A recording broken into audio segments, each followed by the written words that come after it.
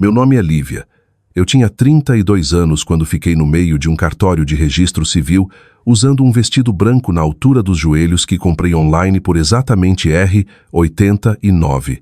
Eu me lembro do preço com tanta clareza, porque a renda sintética áspera na bainha ficava esfregando nas minhas pernas, servindo como um lembrete físico constante de exatamente o quanto eu valia para as pessoas que deveriam me amar. A iluminação no corredor era de um amarelo fluorescente doentio, do tipo que faz todo mundo parecer exausto. O ar cheirava fortemente a cera industrial para piso, café velho de máquina de venda automática e papel antigo. Não havia quarteto de cordas tocando uma melodia bonita enquanto eu caminhava pelo corredor. Não havia arranjos florais frescos. Não havia absolutamente nenhuma família esperando para me ver. Eu não me casei em um prédio governamental esquecido numa manhã de sábado fria porque estava quebrada. Meu marido, Rafael, era o brilhante cofundador e diretor de tecnologia de uma startup de software. Sem o conhecimento dos seguranças entediados e dos funcionários cansados ao nosso redor, a empresa dele estava a aproximadamente 6 semanas de abrir o capital. Estávamos sentados sobre uma avaliação secreta de R$50 milhões. Tínhamos condições financeiras para alugar um jardim botânico histórico, contratar um chefe particular e levar nossos amigos para uma ilha remota se realmente quiséssemos. Poderíamos ter comprado o tipo de casamento que acaba sendo destaque em revistas glossy. Em vez disso, me casei naquele cartório sem graça, porque naquele mesmo sábado, todos os 40 parentes vivos meus estavam dentro de um salão de festas luxuosamente alugado do outro lado completamente da cidade. Eles estavam bebendo champanhe caro, comendo um bolo de fondant de 3 andares personalizado e celebrando a festa de 30 anos da minha irmã mais velha, Bruna. Minha mãe, Madalena, escolheu a festa de aniversário da Bruna. Meu irmão mais novo, Pedro, escolheu a festa dela. Minhas tias, meus tios, meus primos, minha avó, todos os seres humanos que compartilhavam meu sobrenome ou meu sangue, todos olharam para o calendário e conscientemente escolheram uma festa de aniversário em vez do dia do meu casamento. 3 semanas depois que assinei a certidão de casamento, o mundo inteiro mudou. A empresa do Rafael oficialmente lançou sua oferta pública inicial. Os números financeiros chegaram às notícias mainstream e nossa realidade privada se tornou muito pública. E exatamente 6 semanas depois disso, minha mãe ligou para meu celular e disse as palavras exatas que validaram todos os pensamentos amargos que eu já havia nutrido sobre minha família. Ela disse: "Filha, precisamos falar sobre a família imediatamente. Seu irmão está em terríveis apuros. Mas aqui está o detalhe que minha mãe, minha irmã e o resto deles não entenderam quando decidiram unilateralmente que meu casamento era um conflito de agenda inconveniente. Eu estava silenciosa e metodicamente me preparando para aquele telefonema específico desde a manhã, depois que disse meus votos. Eu não gritei com eles pelo telefone. Eu não fiz um drama e certamente não implorei para que eles de repente se importassem comigo. Eu simplesmente tomei meu tempo e construí uma parede tão alta, tão impenetrável e tão legalmente vinculante que eles nunca conseguiriam colocar as mãos nos meus bolsos. A família Oliveira tinha uma hierarquia muito rígida e não falada, e nunca era algo sutil. Era uma máquina bem oleada de favoritismo, manipulação e profunda sensação de direito financeiro. Por 32 anos, fui forçada a existir no nível mais baixo dela. Eu era a confiável, a quieta, a que podia simplesmente absorver o abandono. Mas ficando naquele cartório, usando meu vestido barato e segurando a mão do Rafael com força, percebi uma verdade que mudou fundamentalmente a trajetória de todas as nossas vidas. Você não pode exigir lealdade cega de alguém que você já apagou. Esta é a história de como minha família me jogou fora quando achavam que eu não era ninguém, e como eles desesperadamente arranharam minha porta da frente quando perceberam que eu tinha tudo. Para realmente compreender como 40 pessoas podem abandonar completamente uma noiva no dia do casamento sem pensar 2 vezes, você precisa entender a arquitetura tóxica da família Oliveira. Minha mãe, Madalena, dirigia nossa casa como se estivesse dirigindo uma produção teatral de alto risco e exigia controle total e inquestionável sobre a narrativa pública. Todo feriado importante, todo marco menor, todo jantar de domingo era uma performance cuidadosamente curada projetada para fazer nossa família parecer perfeita para o mundo exterior. Madalena era a diretora implacável, e minha irmã mais velha, Bruna, era sempre, sem falha, a protagonista. Bruna havia herdado tudo que minha mãe valorizava neste mundo. Ela tinha volume, tinha uma presença física exigente e um senso implacável de direito que minha mãe de alguma forma confundia com confiança. Se Bruna entrava em uma sala, sugava todo o oxigênio dela, e minha mãe garantia que todos aplaudissem. Então havia meu irmão mais novo, Pedro. Ele era o ator coadjuvante, o menino charmoso que absolutamente não podia fazer nada errado. Se Pedro cometesse um erro catastrófico, ele só precisava de um pouco mais de paciência. Eu me lembro quando Pedro tinha 19 anos, ele destruiu completamente seu carro novo porque estava dirigindo imprudentemente. Minha mãe não o castigou. Em vez disso, exigiu que eu esvaziasse minha conta poupança para pagar o dedutível do seguro dele porque, nas palavras dela, ele era só um menino encontrando seu caminho. E então havia eu. Eu era a equipe de palco. Era eu quem aparecia cedo, fazia todo o trabalho pesado, limpava as bagunças emocionais e era totalmente esperada que desaparecesse nas sombras antes da chamada do palco. Meus pais passaram por um divórcio caótico e bagunçado quando eu tinha 11 anos. Meu pai, Roberto, arrumou sua vida, mudou-se para 3 estados de distância para recomeçar com uma nova namorada e efetivamente desistiu da paternidade completamente. Ele enviou cartões de aniversário genéricos assinados com uma nota de R, 10 pelos primeiros 2 anos, e então simplesmente parou de tentar. Minha mãe ficou para criar nós 3, e deixou brutalmente claro quem era prioridade e quem era fardo. Eu me lembro de ter 11 anos e ficar em um ginásio escolar úmido segurando um certificado de 2º lugar na Feira de Ciências Regional. Eu havia construído um projeto complexo de circuito sozinha. Olhei ao redor da sala para todas as outras crianças, tirando fotos com os pais radiantes. Eu estava totalmente sozinha. Minha mãe havia prometido vir, mas nunca apareceu porque Bruna fez um escândalo por causa de uma prova de vestido de última hora para um baile da escola. Quando caminhei sozinha para casa naquela tarde na chuva e silenciosamente entreguei o certificado para minha mãe, ela mal olhou para cima da televisão. Ela bateu no meu ombro sem fazer contato visual e disse uma frase que se tornaria a maldição definidora de toda a minha vida. Ela disse: "Você é tão flexível, Lívia. Obrigada por entender. Você é flexível." Eu ouvi essas palavras exatas pelas próximas 2 décadas. Sempre que eles precisavam cancelar planos comigo, sempre que esqueciam um marco importante, sempre que minhas conquistas genuínas eram ofuscadas pelos dramas menores da Bruna ou dos desastres maiores do Pedro, me diziam o quão incrivelmente flexível eu era. O que aquela palavra realmente significava no vocabulário da minha mãe era: você é aquela que não precisamos considerar, você é aquela que não vai reclamar, você é o depósito emocional. Aprendi muito cedo que em nossa casa, ser altamente competente era o caminho mais rápido para se tornar completamente invisível. Quanto mais alto você gritava por ajuda, mais atenção e recursos recebia. Parei de pedir ajuda aos 13 anos. Saí de casa aos 18 com uma bolsa acadêmica parcial, 2 malas pesadas e um desejo ardente de nunca mais depender deles.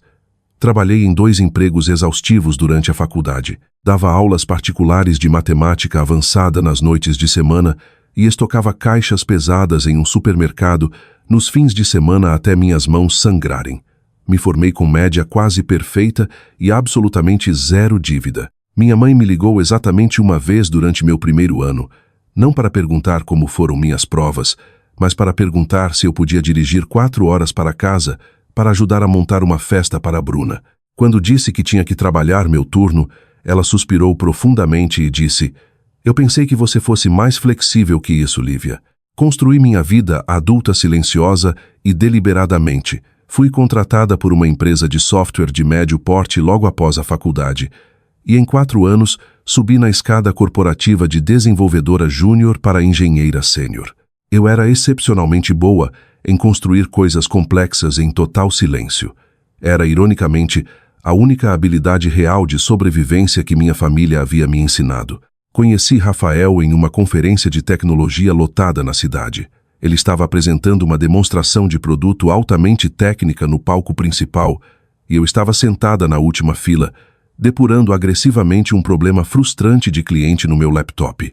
Eu estava usando um suéter cinza simples, completamente absorvida em linhas de código. Depois da apresentação dele, ele caminhou até o fundo da sala, se inclinou sobre meu ombro para olhar minha tela e casualmente perguntou se o discurso dele era realmente tão chato que eu precisava trabalhar durante ele. Eu olhei para cima, completamente inexpressiva, e disse que o discurso estava bom, mas a arquitetura de banco de dados dele era incrivelmente ineficiente e propensa a travar. Ele riu alto. Foi uma risada profunda e genuína. Tomamos café naquela mesma tarde em um pequeno café na esquina. Rafael era muito parecido comigo. Era quieto, intensamente focado e completamente alérgico a drama desnecessário, mas diferente de mim, ele havia crescido em uma casa notavelmente estável e amorosa nos subúrbios. Quando comecei a descrever lentamente as dinâmicas exaustivas e drenantes da minha família nos nossos próximos encontros, ele não tentou oferecer positividade tóxica. Não me disse que família é tudo ou que sangue é mais grosso que água. Ele apenas escutou. No nosso quinto encontro, depois que expliquei como minha mãe esqueceu completamente meu aniversário de 21 anos até uma semana depois, ele olhou para mim e disse: "Eles não te merecem." Ele não disse isso para ser romântico. Ele afirmou como um fato matemático. Confiei nele imediatamente porque, em uma família onde as palavras eram constantemente usadas como armas, armadilhas e mentiras, eu finalmente havia encontrado um homem cujas palavras significavam exatamente o que deveriam significar. Rafael me pediu em casamento numa noite fria e fresca no final de outubro. Foi incrivelmente simples e perfeito. Estávamos caminhando ao longo do rio, o vento batendo em nossos cabelos, e ele tirou um anel delicado que havia projetado ele mesmo. Respondi antes mesmo que ele terminasse de perguntar. Estávamos extasiados. Voltamos para nosso pequeno apartamento. Sentamos no nosso sofá de segunda mão e escolhemos uma data. Escolhemos o dia 15 de março. Eu queria um casamento pequeno e elegante, mas no fundo ainda queria minha família lá. Apesar de décadas de evidências gritando para eu não esperar nada, a criança interior no meu peito ainda desesperadamente queria que minha mãe aparecesse por mim. Queria que Bruna ficasse feliz por mim por apenas um dia. Queria que Pedro vestisse um terno e agisse como um irmão protetor. Então fui a uma loja de papelaria especializada e comprei um lindo papel cartão creme grosso. Sentei à mesa da cozinha por 3 noites seguidas, escrevendo cuidadosamente 42 cartões de Save the Date à mão. Minha própria caligrafia, meu próprio tempo em cada envelope. Enderecei todos a minha mãe, minha irmã, meu irmão, todas as tias, tios e primos que pude pensar. Caminhei até o correio e enviei todos os 42 envelopes numa manhã de terça-feira. Senti um raro flúter de esperança genuína no peito. Pensei, finalmente, este é o único dia único na minha vida inteira, onde eu consigo ser a personagem principal. Eu era tão incrivelmente ingênua. 2 semanas depois que coloquei aqueles 42 envelopes cuidadosamente escritos à mão na caixa de correio, eu estava sentada no sofá rolando o celular, quando meu coração afundou direto no estômago. Bruna havia postado um anúncio massivo e chamativo no feed dela. A imagem era projetada por um designer gráfico, completa com letras douradas elegantes, imagens de taças de champanhe e um fundo escuro e moody. Era um convite formal para a festa de aniversário de 30 anos dela. O flyer prometia um DJ ao vivo, catering caro e bar livre em um local sofisticado no centro. O tema era obscenamente intitulado A Era Dourada de Bruna. Eu encarei a tela, meus olhos travando na data impressa em letras bold no final do flyer. 15 de março, o dia do meu casamento. Minhas mãos realmente tremeram quando disquei o número da minha mãe. Ela atendeu no segundo toque, soando alegre, animada e completamente despreocupada. Não me incomodei com gentilezas. Perguntei diretamente por que Bruna estava marcando uma festa de aniversário massiva no mesmo dia exato que eu estava me casando. Lembrei que Bruna já havia recebido meu cartão Save the Date pelo correio, uma semana antes. Minha mãe soltou um longo suspiro dramático pelo receptor, do tipo exato que usava quando lidava com uma criança difícil, que simplesmente não entendia como o mundo real funcionava. "Ô filha", minha mãe disse suavemente, "Bruna está olhando para esse local no centro há meses. É o único fim de semana disponível para uma festa do tamanho dela. Você sabe como é estressante fazer 30 anos para ela. Ela está tendo uma crise sobre envelhecer. Ela simplesmente não pode mudar a data. Apertei o telefone com força, meus nós dos dedos ficando brancos. Mãe, é o dia do meu casamento. Enviei os avisos formais há 2 semanas. Todos vocês sabiam da data.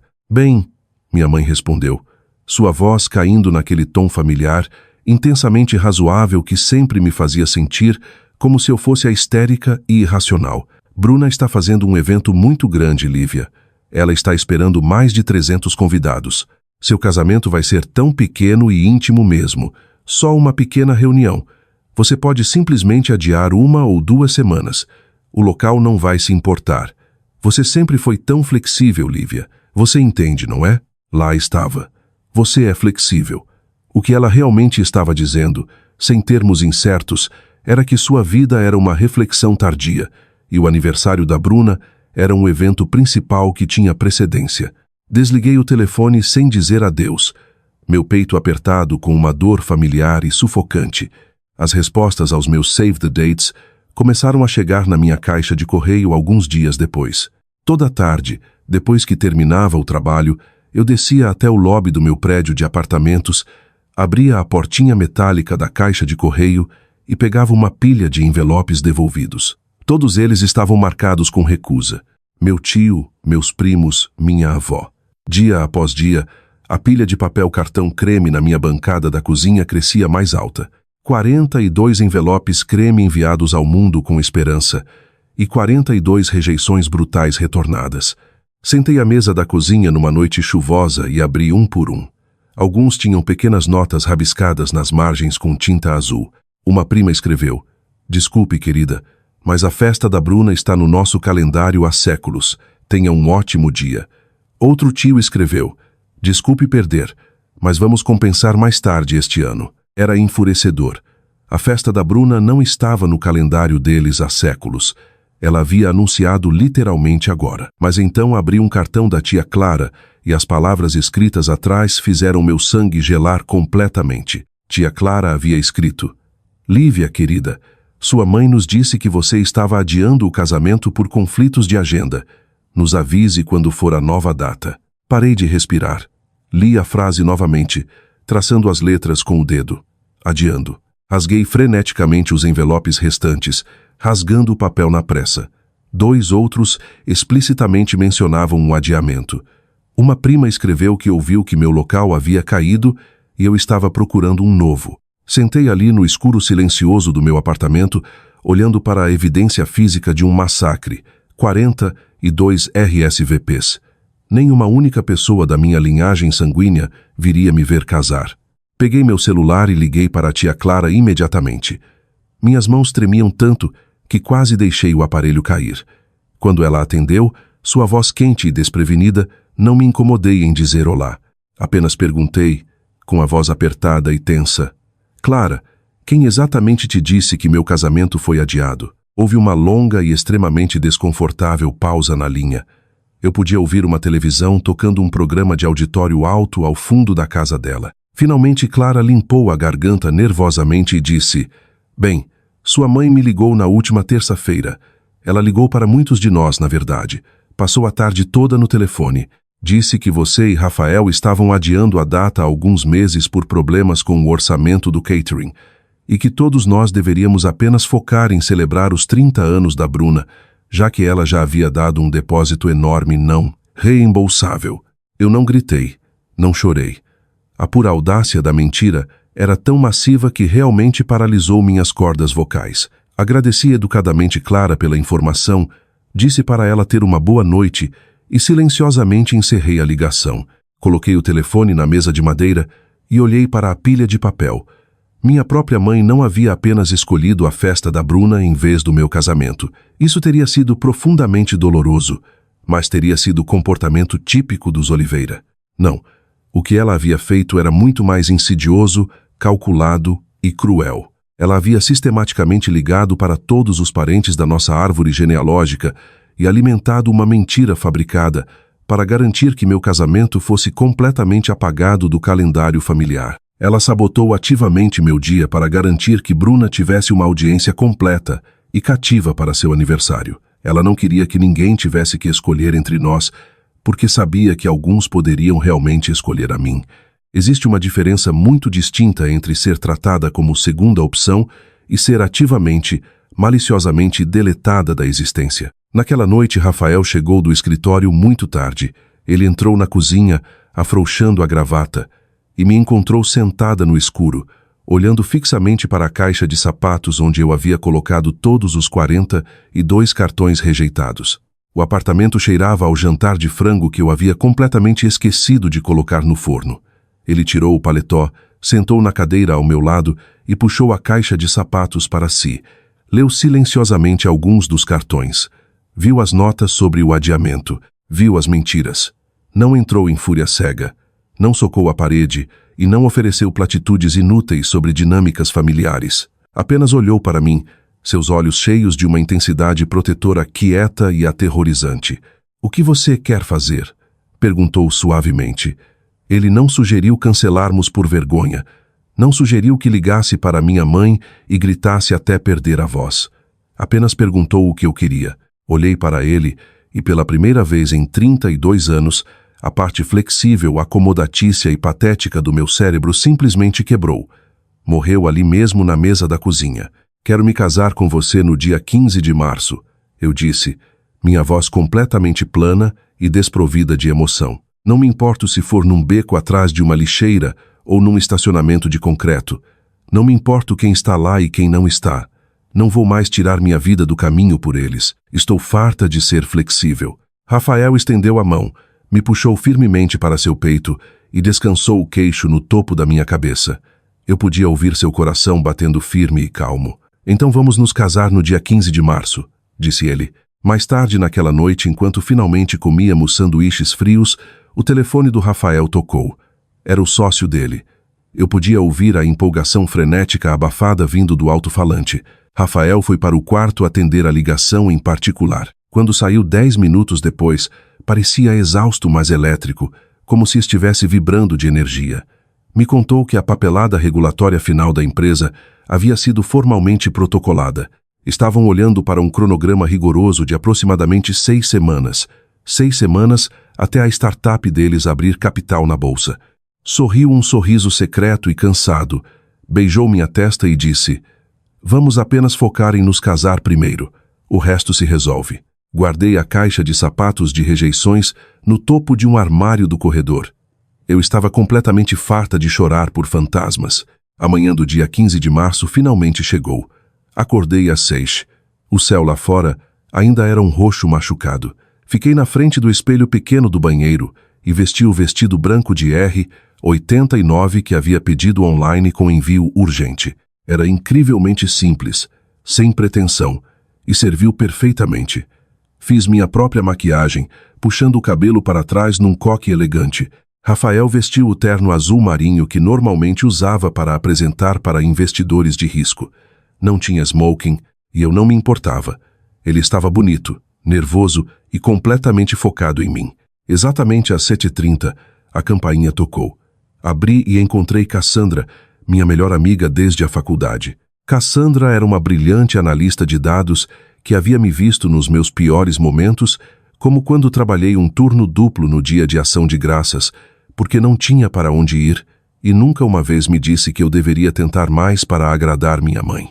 Ela estava no corredor usando um vestido cocktail azul brilhante, já chorando, e segurando um buquê selvagemente descombinado de margaridas e mosquitinhos que claramente havia pegado de uma bodega de esquina na viagem de metrô. Estava embrulhado em papel pardo barato, e era a coisa mais bonita que eu já havia visto. "Para de chorar", eu disse, rindo enquanto a puxava para dentro. "Não consigo evitar", ela fungou, enfiando as flores baratas nas minhas mãos. "Você está linda, Lívia.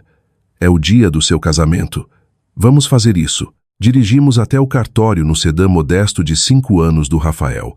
As câmaras do juiz eram agressivamente antirromânticas. Havia cadeiras de plástico duro alinhadas contra uma parede bege, e as luzes fluorescentes zumbiam alto no teto, lançando um brilho duro no piso de linóleo. Toda a cerimônia durou exatamente 8 minutos. O juiz, um homem mais velho que parecia querer estar em qualquer outro lugar, leu os votos legais padrão de um fichário gasto. Repetimos eles. Rafael deslizou uma aliança simples de ouro no meu dedo, e às 8h03 da manhã me tornei legalmente esposa dele. Não derramei uma única lágrima. Senti nada além de uma paz esmagadora. Cassandra, no entanto, soluçou alto o suficiente para ecoar na sala pequena, limpando os olhos com um lenço amassado. Depois, saímos para os degraus de concreto frios do cartório. O ar da manhã era afiado e cortante.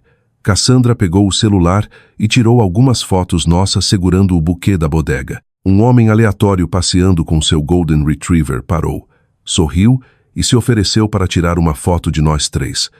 Ainda tenho aquela foto específica emoldurada na minha mesinha de cabeceira hoje. Mostra 3 pessoas em pé no concreto cinza, na frente de um prédio governamental, parecendo mais felizes do que alguém tem o direito de ser. Às 8h15, estávamos sentados no capô do carro do Rafael no estacionamento, comendo tacos de café da manhã, extremamente apimentados embrulhados em papel alumínio de um food truck próximo. Foi, sem dúvida, a manhã mais grandiosa e autêntica da minha vida inteira. Naquela noite, eu estava sentada no nosso sofá de segunda mão, quando a curiosidade mórbida tomou conta. Abri um aplicativo de rede social. Bem no topo do meu feed estava uma foto em alta definição da festa de aniversário da Bruna. O salão de festas alugado estava banhado em luz dourada quente. Havia um arco de balões massivo no formato de um 30, uma banda ao vivo tocando música animada no canto, e pelo menos 40 convidados usando roupas de coquetel caras. Minha mãe estava em pé num microfone no centro da sala, usando um vestido sob medida, segurando uma taça de champanhe caro. Toquei na tela para tirar o mudo do vídeo. A voz da minha mãe encheu meu apartamento quieto, ecoando nas paredes. Para minha linda primogênita, disse ela no microfone, seus olhos brilhando com lágrimas performáticas bem praticadas. Bruna, você é a luz absoluta da nossa família. Nós largaríamos tudo, a qualquer hora, só para celebrar você. Você nos une todos. A multidão aplaudiu alto. Vi minhas tias, tios e Pedro batendo palmas entusiasticamente ao fundo. Nenhuma única daquelas 40 pessoas havia me enviado uma mensagem de texto naquele dia. Nenhuma ligação. Nem mesmo um adesivo genérico de celebração no grupo familiar. Fechei o app, a tela escurecendo. Não postei uma foto da minha aliança. Não postei uma foto dos degraus do cartório. Não anunciei meu casamento para o mundo. Não havia mais ninguém na minha família que merecesse saber. 3 semanas inteiras se passaram desde o cartório. O silêncio da minha família era absoluto, pesado e ensurdecedor. Não recebi um cartão de parabéns atrasado pelo correio. Não recebi uma ligação envergonhada de uma tia dizendo: "Desculpe não termos conseguido ir. Ouvimos que você adiou." Na família Oliveira, o silêncio era tradicionalmente usado como o castigo psicológico definitivo. Enquanto os dias lentamente viravam semanas, sentada no meu apartamento quieto, percebi que o silêncio não era um castigo. Era pura, desavergonhada indiferença. Eles não estavam me ignorando para me ensinar uma lição dura. Simplesmente não haviam notado minha ausência. Eu havia escorregado da borda do mundo deles e não causou uma única ondulação no lago deles. Usei aquelas 3 semanas de silêncio para construir metodicamente minha estratégia de saída. Enquanto Rafael trabalhava 14 horas por dia no escritório, trancado em reuniões intermináveis e exaustivas com advogados corporativos e auditores financeiros para preparar o lançamento público da empresa, eu estava garantindo nosso futuro em uma frente completamente diferente. Cassandra, fiel à sua natureza analítica implacável, me deu o contato de um advogado civil altamente agressivo e sem nonsense chamado Jonathan Dias. Ela me disse que ele era o tipo de advogado que não se importava com sentimentos. Só se importava com contratos de ferro. Sentei no escritório elegante dele com painéis de mogno no centro e expliquei minha dinâmica familiar por 45 minutos ininterruptos. Contei sobre a manipulação vitalícia da minha mãe, o direito interminável da Bruna e o histórico aterrorizante de imprudência financeira e dívidas de jogo do Pedro. Expliquei que Rafael e eu estávamos prestes a entrar em uma quantia significativa de dinheiro, e eu precisava de uma parede, precisava de uma fortaleza. Jonathan escutou quietamente, tomando notas meticulosas num bloco amarelo. Finalmente, colocou a caneta na mesa e olhou para mim do outro lado da mesa. Você não precisa de uma ordem de restrição padrão. disse ele com uma voz calma e profundamente autoritária. Você precisa de uma declaração formal. Precisa colocar um limite por escrito, torná-lo legalmente vinculante e entregar para eles pessoalmente, para que não haja absolutamente zero espaço para má interpretação quando o status financeiro do seu marido se tornar público. Vamos cortar o acesso deles antes mesmo que saibam que existe um cofre. Redigimos um documento juntos naquela tarde. Formalmente intitulamos como Declaração de Independência Financeira. Era uma única página cristalina de jargão legal que não deixava brechas. Declarava explicitamente que eu, Lívia, não consignaria nenhum empréstimo, arrendamento ou hipoteca para qualquer membro da minha família imediata ou estendida. Declarava que não forneceria presentes monetários excedendo R$100 por ano civil. Notava explicitamente que não resgataria, absorveria ou refinanciaria nenhuma dívida, seja de consumo, jogo ou outra. E finalmente declarava que não serviria como garantidora financeira ou referência de caráter sob nenhuma circunstância. Jonathan leu o rascunho de volta para mim, olhando por cima dos óculos. Perguntou se eu tinha absoluta certeza de que queria usar uma linguagem tão dura e implacável com meus próprios parentes de sangue. Olhei direto nos olhos dele e disse que tinha certeza desde o dia que abri 42 convites rejeitados. Ele carimbou o papel pesado com seu selo oficial de tabelião numa tarde de quarta-feira. Assinei meu nome com tinta preta grossa, sentindo um peso massivo sair do meu peito a cada letra. Imprimi 4 cópias em papel legal pesado. Uma para Madalena, uma para Bruna, uma para Pedro e uma para meu pai ausente, Roberto, que eu sabia que minha mãe arrastaria para a mistura no segundo que sentisse cheiro de dinheiro. Levei os 4 envelopes grossos para casa, coloquei na gaveta de cima da minha mesa e esperei. Não sabia exatamente quando a bomba ia cair, mas sabia que o pavio já estava aceso e eu estava pronta para a explosão. Enquanto minha família estava confortavelmente ignorando minha existência, Rafael e eu entrávamos no período mais exaustivo, intenso e consequente de nossas vidas inteiras. A startup que ele havia cofundado 3 anos antes estava rapidamente se aproximando da sua oferta pública inicial. Para aqueles que não estão familiarizados com o mundo da tecnologia, uma oferta pública inicial é o momento em que uma empresa privada lista suas ações na bolsa para o público geral comprar. É o momento em que a riqueza hipotética, em papel de repente, se transforma em dinheiro real e tangível. Para chegar lá, Rafael trabalhava 14 horas por dia. Saía do nosso pequeno apartamento antes do sol nascer e voltava muito depois que eu já havia ido dormir. A startup dele havia queimado 2 rodadas inteiras de capital de risco e crescido além de 3 espaços de escritório diferentes. Agora, a pressão era imensa. Cada linha de código tinha que estar perfeita, todo banco de dados tinha que ser escalável e toda a auditoria financeira tinha que ser impecável. Eu estava trabalhando igualmente duro no meu próprio emprego de engenharia, tentando manter alguma aparência de normalidade, enquanto nossas vidas silenciosamente disparavam em direção a um penhasco financeiro massivo. Mal nos víamos, nos comunicando principalmente por mensagens rápidas e sorrisos cansados sobre café frio nas manhãs. 5 de abril, uma terça-feira, foi o dia em que tudo mudou permanentemente. Eu estava sentada na minha mesa no andar de engenharia da minha própria empresa quando recebi a mensagem de texto do Rafael. Eram apenas 3 palavras. Dizia: "Olhe as notícias." Abri um site de notícias financeiras. Lá estava. A startup do Rafael havia oficialmente aberto o capital.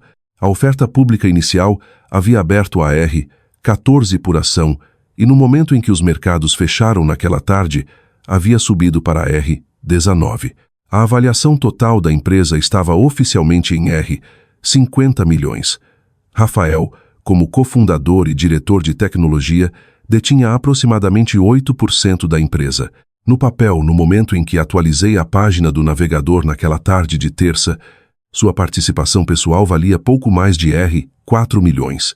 Eu tinha minha própria pequena participação acionária na minha empresa, mas isso era diferente. Isso era riqueza que mudava a vida. Sentei na minha mesa e encarei a tela até os números borrarem.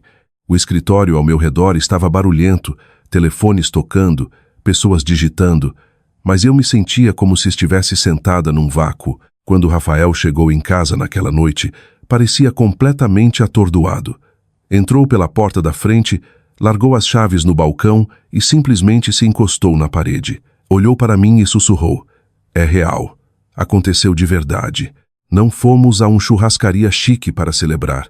Não compramos roupas de grife nem abrimos champanhe caro. Sentamos no nosso sofá de segunda mão afundado no nosso apartamento apertado de um quarto comendo pad thai de R$12 em caixas de papelão de entrega. Assistimos à cobertura de notícias financeiras na televisão com o volume no mudo. 4 milhões em ações, uma empresa de 50 milhões. E estávamos comendo macarrão barato num apartamento onde o radiador fazia barulho a cada 30 minutos. Rafael olhou para mim, um fio de macarrão pendurado no garfo, e disse: "Devíamos começar a procurar casas." Sorri, puxei meu laptop para o colo e respondi: "Já tenho uma planilha de bairros." Ele riu. Não devia ter ficado surpreso. Eu vinha pesquisando anúncios de imóveis desde que o sócio dele mencionou o cronograma meses atrás. Era quem eu era. Competente, preparada e construindo silenciosamente uma base. Ninguém na minha família tinha absolutamente nenhuma ideia do que havia acontecido com minha conta bancária. E eu não tinha absolutamente nenhum plano de contar para eles. Estava perfeitamente contente em deixá-los viver na bolha curada deles enquanto eu construía uma fortaleza na minha.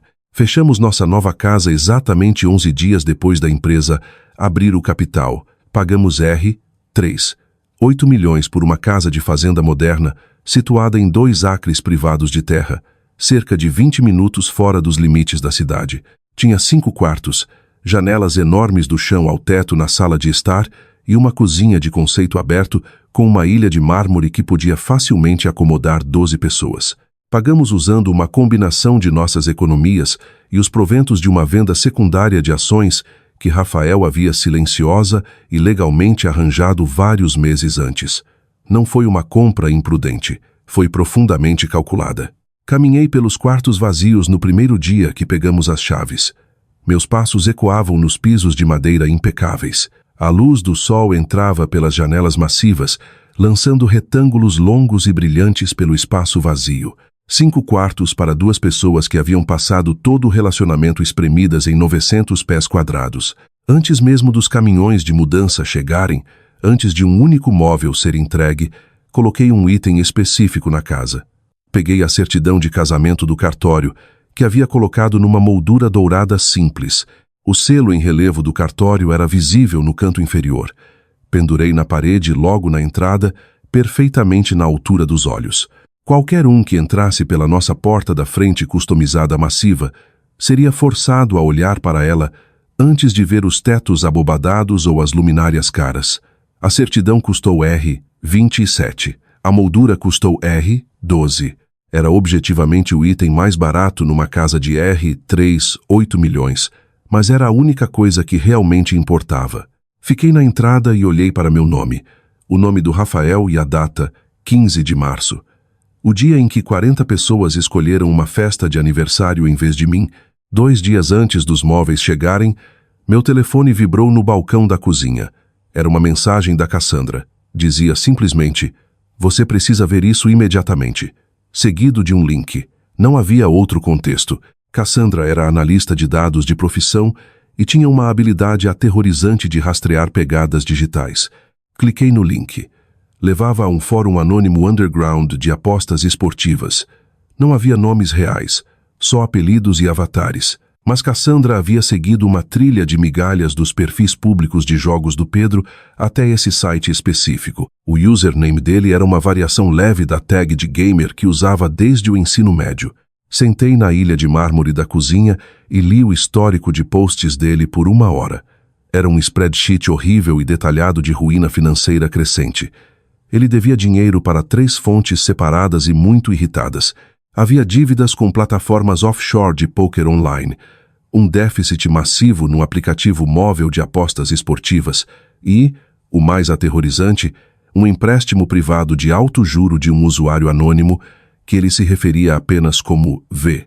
Ele havia postado sobre ter pegado R$45 mil da conta de aposentadoria da minha mãe. Pegou R$20 mil da Bruna. Pegou R$15 mil das economias da nossa avó, O valor total que devia era estarrecedor. Era exatamente R$ 180 mil. Mas foi um post específico que fez o sangue congelar nas minhas veias. Estava datado de 3 semanas antes, exatamente na semana do meu casamento. Pedro havia escrito: "Só comprando tempo. Minha irmã acabou de se casar com um cara de tecnologia cuja empresa vai abrir capital. Quando o dinheiro chegar, estou salvo.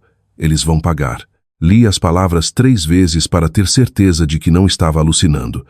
"Quando o dinheiro chegar, estou salvo." Ele havia postado aquilo enquanto eu estava em pé num cartório fluorescente, assinando minha certidão de casamento de R27, enquanto comia tacos de café da manhã num estacionamento, enquanto minha mãe fazia um brinde lacrimoso a Bruna sendo a luz da família.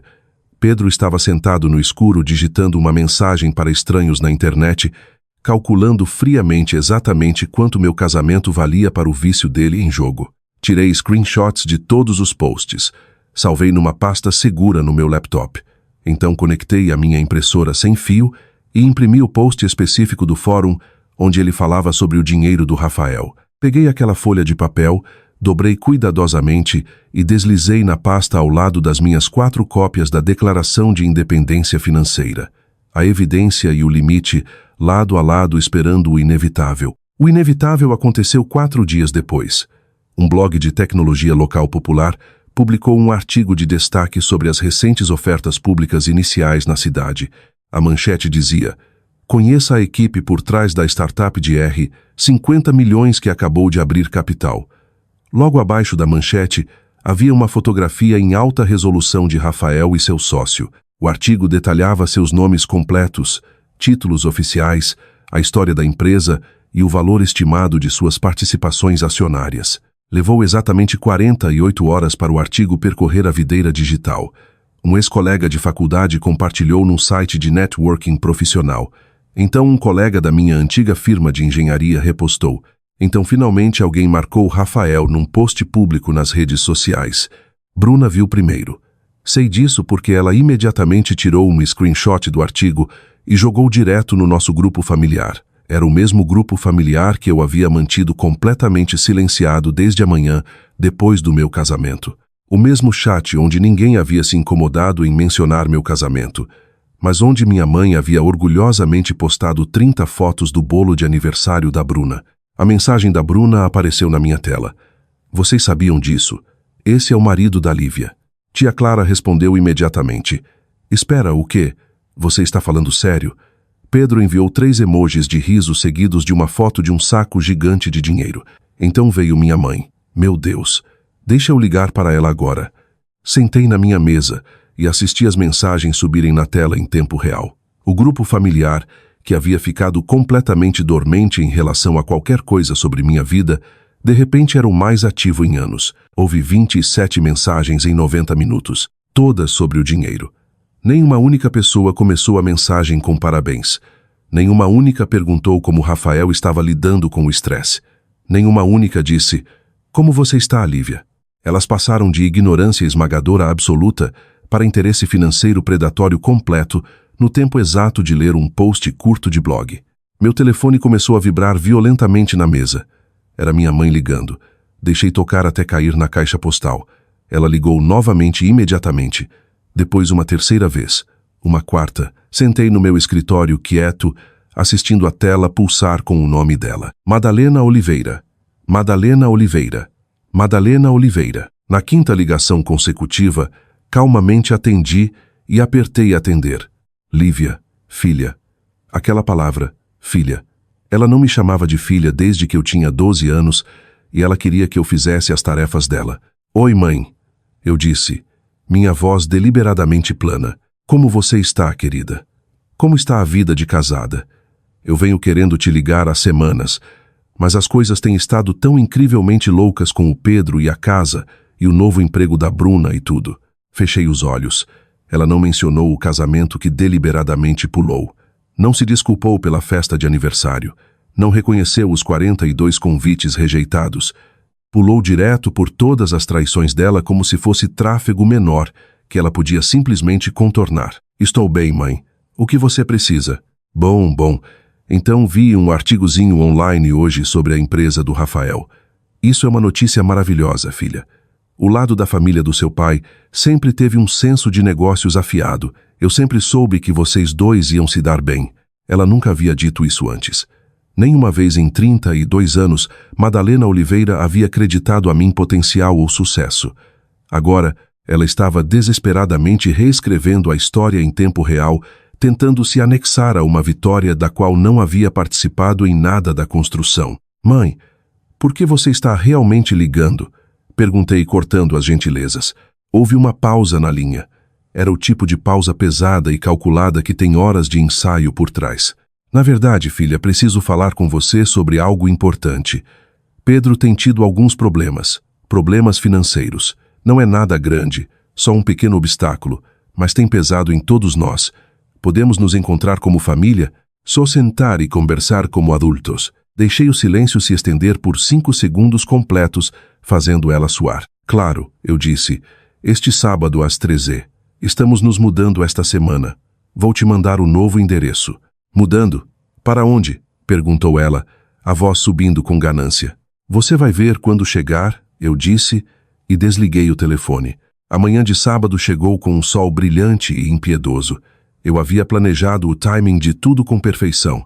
Os caminhões de entrega haviam chegado no início da semana e às 11h daquela manhã, a casa inteira estava completamente mobiliada. Havia um sofá seccional designer massivo na sala de estar, uma mesa de jantar de carvalho maciço para 10 lugares na cozinha e tapetes caros cobrindo os pisos de madeira. A casa parecia saída de uma revista de arquitetura, não porque eu desesperadamente quisesse impressionar minha família, mas porque esta era minha casa e eu me recusava a me desculpar por um único centímetro dela. Tomei banho e me vesti com cuidado.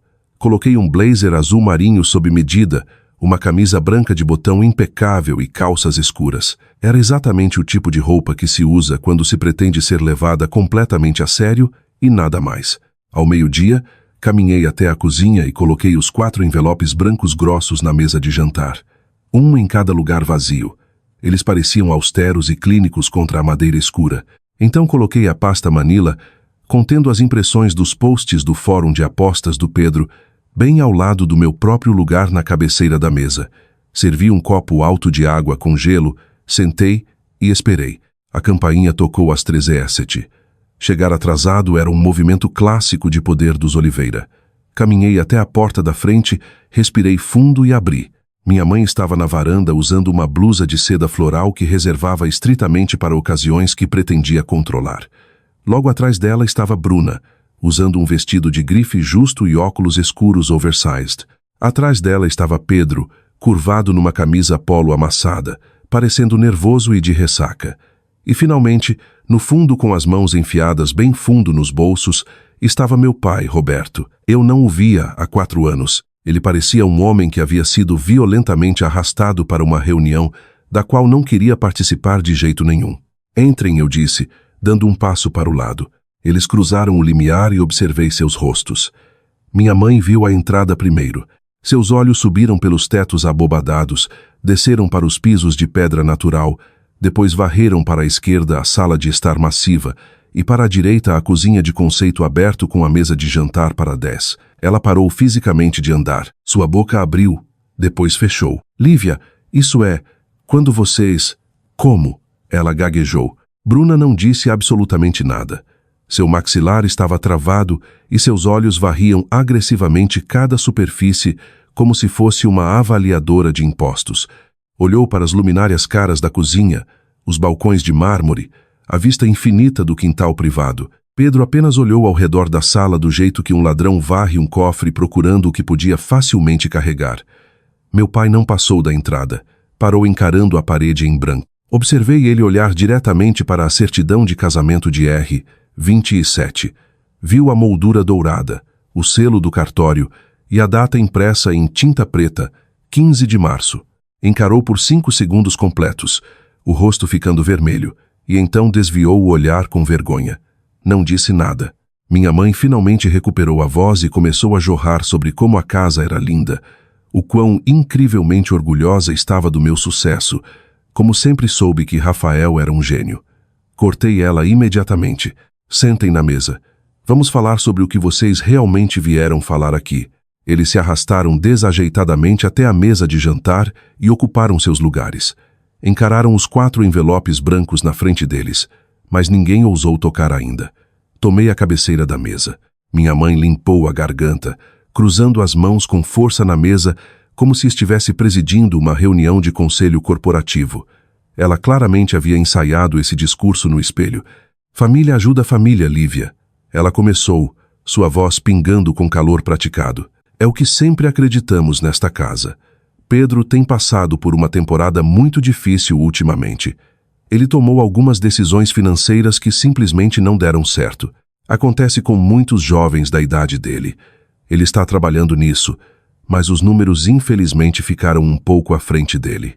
Decisões financeiras que não deram certo.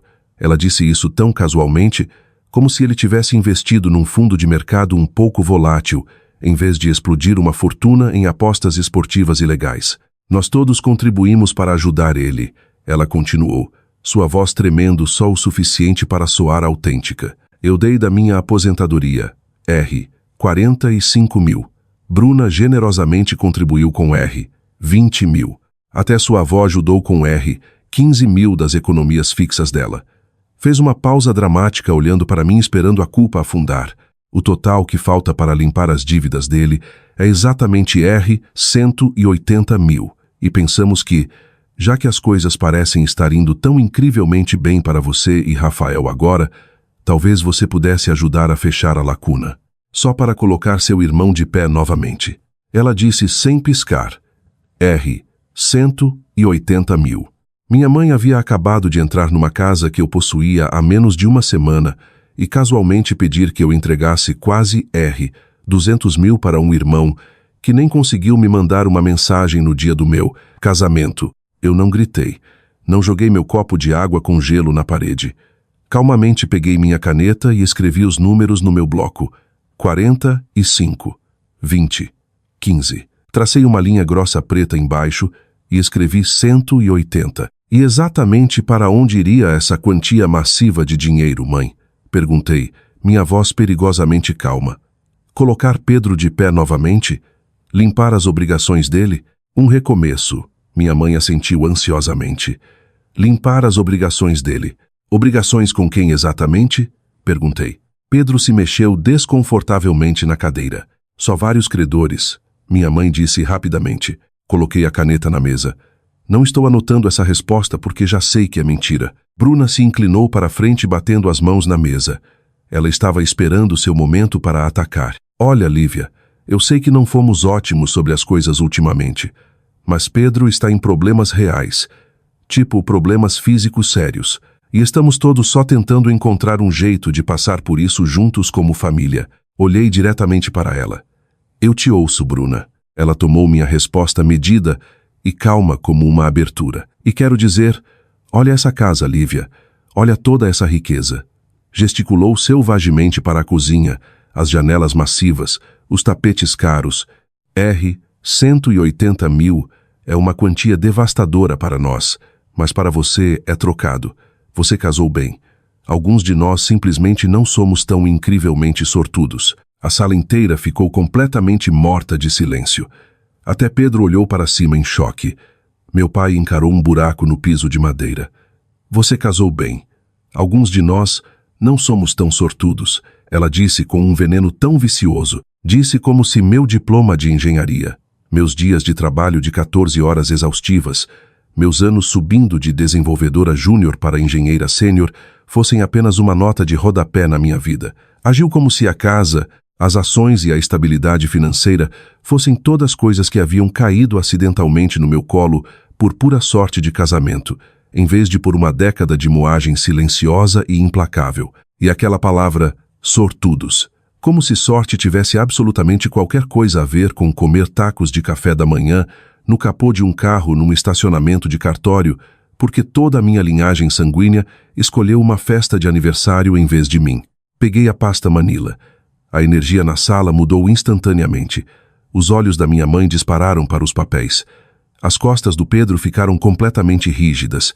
Antes de continuarmos esta conversa, eu disse minha voz ecoando na sala grande: quero ler algo que Pedro postou online há 3 semanas. A cabeça de Pedro se ergueu bruscamente, a cor sumindo do rosto. O quê? Puxei a impressão da pasta e coloquei virada para cima na mesa de jantar. A tinta preta no papel branco estava nítida. O carimbo de data estava claramente visível. Isso é de um fórum anônimo underground de apostas esportivas, eu disse, olhando direto para meu irmão. O post está datado de 15 de março, o dia do meu casamento. Li as palavras em voz alta, pronunciando cada sílaba lentamente e claramente para que ficassem no ar. Minha irmã acabou de se casar com um cara de tecnologia. Quando o dinheiro chegar, estou salvo. Silêncio completo e absoluto. Pedro não parecia envergonhado. Parecia absolutamente aterrorizado. Havia sido pego. Onde? Onde você conseguiu isso? A voz dele falhou pateticamente. Não importa onde consegui, eu rebati, soltando o papel. O que importa é que enquanto eu estava me casando num cartório frio com exatamente uma amiga como testemunha, você estava sentado na internet calculando exatamente quanto meu casamento legal valia para o seu vício em jogo. Minha mãe estendeu a mão trêmula para o papel. Isso está fora de contexto, Lívia. Ela gaguejou. O contexto, eu disse, me inclinando para frente, é que Pedro deve 180 mil em dívidas de jogo ilegais. Não investimentos ruins, não decisões financeiras menores que não deram certo. Ele deve dinheiro para sites offshore de poker online, apps ilegais de apostas esportivas e um agiota privado que ele se refere online apenas como V. E ele vem contando com o dinheiro do Rafael para salvar a vida dele desde antes da papelada da oferta pública inicial ser sequer protocolada. Pedro se levantou meio da cadeira, os punhos cerrados. Você não entende a pressão que eu estou sofrendo. Senta, Pedro. Eu ordenei. Ele realmente se encolheu e sentou de novo. Eu entendo perfeitamente. Entendo que você pegou 45 mil da aposentadoria da mãe, 20 mil da Bruna e 15 mil da nossa avó. Sei o número completo. Sei a história completa. Também sei o que acontece no grupo familiar. Li todas as mensagens. Só nunca respondi. Meu pai falou pela primeira vez, levantando as mãos como um árbitro. Lívia, vamos todos nos acalmar aqui. Somos família. Não vamos dizer coisas que não podemos retirar. Virei a cabeça lentamente e travei os olhos no homem que me abandonou. Pai, você deixou esta família quando eu tinha 11 anos. Não veio na minha formatura do ensino médio. Não veio na minha formatura da faculdade. Não veio no meu casamento. E agora está sentado na minha mesa de jantar porque Pedro precisa de dinheiro de fiança e alguém achou que sua presença física adicionaria peso emocional à extorsão. Você não pode mediar um conflito familiar quando esteve completamente ausente por 2 décadas. Você não pode pedir calma quando nunca esteve nas tempestades.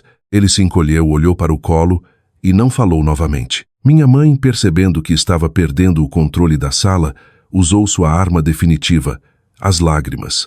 Ela se curvou na cadeira, pressionou as mãos no rosto e começou a soluçar. Não era o choro falso e performático que ela normalmente fazia. Era um som irregular, feio e desesperado. Eu sei que não fui uma mãe perfeita. Ela chorou através dos dedos. Sei que me apoiei mais na Bruna. Sei que deveria ter ido ao cartório. Mas Pedro é meu filho, Lívia. Ele está doente. Jogo é uma doença. Se você não nos der o dinheiro, eles vão machucar ele e eu vou ter que vender minha casa para salvar ele. Por favor, Lívia, você é tão flexível. Sempre foi. Só seja flexível mais uma vez. Lá estava. A palavra da maldição. O gatilho.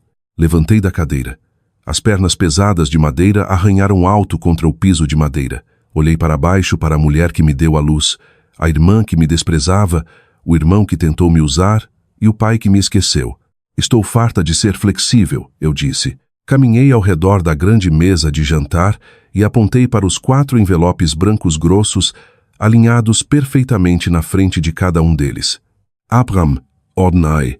Pedro cutucou seu envelope cautelosamente, como se houvesse um explosivo vivo dentro. O que é isso? Esta é minha resposta final, respondi, cruzando os braços. Minha mãe pegou o dela primeiro. Suas mãos ainda estavam visivelmente tremendo do acesso de choro desesperado. Rasgou a aba, puxou o papel legal pesado e desdobrou.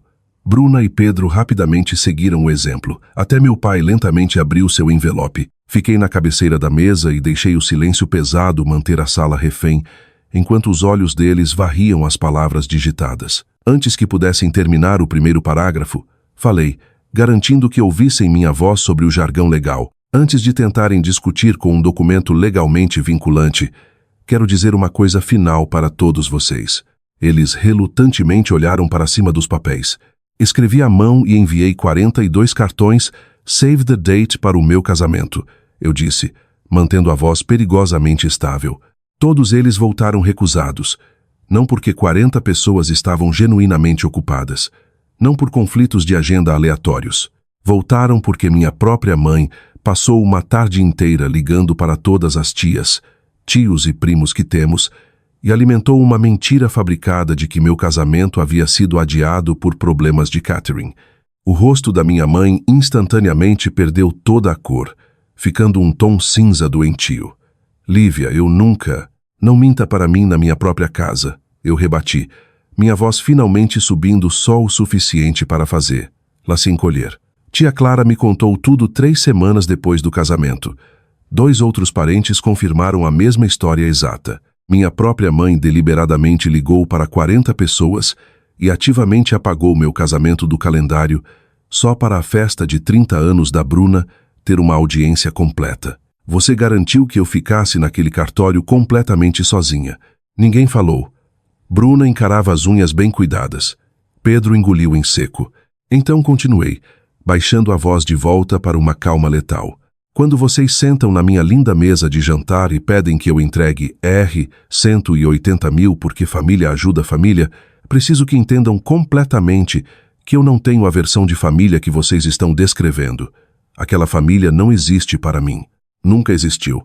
Agora leiam a carta. Observei os rostos deles enquanto a realidade brutal da redação legal de Jonathan Dias caía sobre eles. Os olhos da minha mãe se moviam lentamente, linha por linha. Pedro leu superficialmente, xingou baixinho e voltou para reler o primeiro parágrafo. Bruna segurava o papel longe dela como se fosse um teste de doença positivo. Declaração de independência financeira.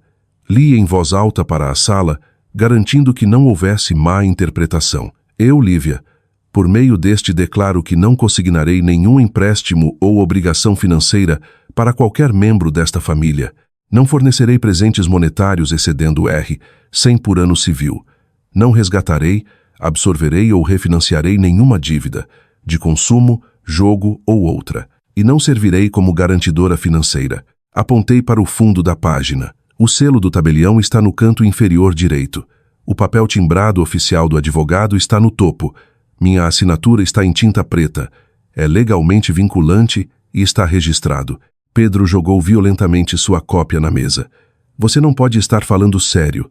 Isso é um documento legal contra seu próprio sangue. Nunca estive mais séria na minha vida inteira, Pedro. Minha mãe encarou a página.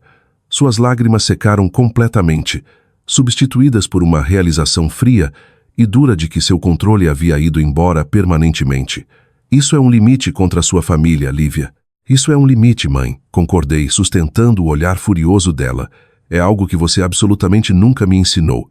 Então tive que pagar um advogado para me ensinar como construir um eu mesma. Bruna finalmente se levantou, pegou a bolsa de grife e jogou no ombro. Não gritou. Não tentou insultar minha casa novamente. Apenas parecia completamente derrotada. Enquanto caminhava para a porta da frente, parou na entrada, bem na frente da certidão emoldurada. Não se virou para olhar para mim, mas sua voz carregou de volta para a cozinha. Sabe, Bruna disse baixinho, aquele vestido branco que você usou no cartório, vi a foto que a Cassandra postou online. Na verdade, ficou realmente bonito em você. Foi a coisa mais honesta e não calculada que minha irmã já havia me dito em 32 anos. Sem manipulação, sem performance. Apenas uma irmã admitindo uma verdade. E veio inteiramente tarde demais. Ela abriu a porta da frente e saiu sem esperar resposta. Meu pai se levantou em seguida. Abotoou o paletó, olhou para mim com olhos tristes e cansados e sussurrou. Eu sinto muito, Lívia, por tudo. Saiu, fechando a porta suavemente atrás dele. Pedro pegou seu envelope amassado, enfiou no bolso e saiu tempestuosamente, batendo a porta pesada com força suficiente para chacoalhar os vidros. Minha mãe foi a última a ficar. Ficou na mesa por um longo momento, passando a mão sobre a madeira de carvalho lisa. Não disse mais nenhuma palavra. Não ameaçou nunca mais falar comigo, porque finalmente percebeu que a ameaça da ausência dela era exatamente o que eu queria. Caminhou lentamente até a entrada, olhou para a certidão de casamento de R27 uma última vez e saiu da minha casa, da minha vida, para sempre. A porta da frente pesada clicou fechada e a casa massiva caiu completamente silenciosa. O único som era o zumbido fraco da geladeira cara na cozinha. Fiquei sozinha na entrada por um longo tempo, escutando o silêncio. A mesa de jantar tinha 4 cadeiras empurradas para trás em ângulos caóticos. A pasta manila com as confissões de jogo do Pedro ainda estava aberta. Rafael desceu a escada grandiosa. Ele havia ficado no escritório dele no andar de cima o tempo todo, escutando, pronto para intervir se as coisas ficassem violentas, mas confiando em mim para lidar com minhas próprias batalhas. Ele entrou na cozinha, olhou para as cadeiras vazias e então olhou para mim em pé no corredor. "Terminou?" perguntou gentilmente. "Terminou completamente", respondi. Ele caminhou até mim, envolveu os braços ao meu redor e ficamos ali na luz do sol. Não chorei, não me senti quebrada. Me senti mais leve do que jamais havia me sentido na vida inteira. 6 meses se passaram depois daquele dia na mesa de jantar. Muitas coisas mudaram, e as consequências das ações deles finalmente os alcançaram sem mim, lá para atuar como escudo. Pedro foi forçado a entrar num programa de reabilitação financiado pelo Estado no final de agosto. Não foi voluntariamente. Um tribunal o ordenou para a instalação depois que ele formalmente deu calote nos empréstimos pessoais e o credor anônimo iniciou ação legal agressiva contra ele. O programa estadual era gratuito e meu dinheiro nunca esteve envolvido. Última coisa que ouvi, ele estava há 4 meses sóbrio, mas não verifico como ele está. Essa é a jornada dele para percorrer, não minha para carregar. Minha mãe foi forçada a vender sua casa grande em setembro para cobrir as lacunas restantes nas dívidas do Pedro. Reduziu para um apartamento apertado de 1 quarto a 40 minutos de onde crescemos. Passou todo o outono dizendo para nossa família estendida que eu era um monstro ganancioso e sem coração que havia virado as costas para meu próprio sangue na nossa hora mais escura. Alguns parentes acreditaram completamente nela, mas 3 primos diferentes me procuraram silenciosamente por mensagens privadas com semanas de diferença, todos dizendo variações da mesma coisa exata. Eu teria ido à casa se sua mãe não tivesse me dito que estava cancelado. Agradeci pelas palavras gentis, mas não os convidei para minha casa. A ponte já estava queimada. Bruna me enviou exatamente uma mensagem de texto em outubro. Continha apenas 7 palavras. Eu não deveria ter mudado a data da festa. Li a mensagem na tela. Não digitei uma resposta. Talvez um dia, ou talvez nunca.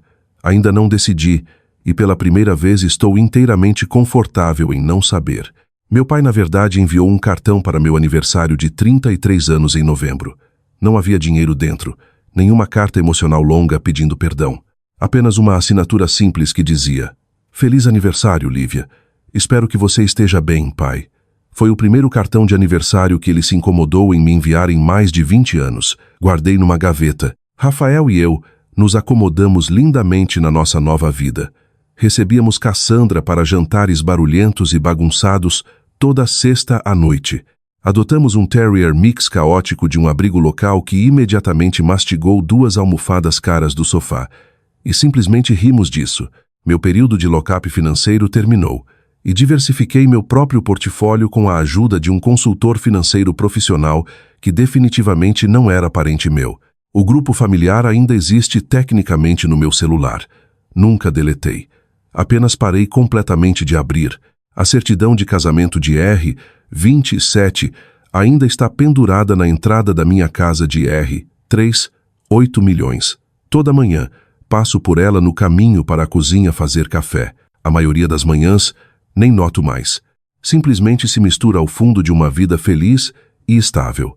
E isso parece exatamente certo. As pessoas na internet às vezes me perguntam se me arrependo de alguma coisa. Perguntam se me arrependo de ter tido um casamento barato no cartório, ou de entregar para minha mãe um documento legal, ou de me recusar a salvar meu irmão da ruína. Não me arrependo de um único segundo. Minha mãe me ensinou uma coisa incrivelmente verdadeira durante minha infância.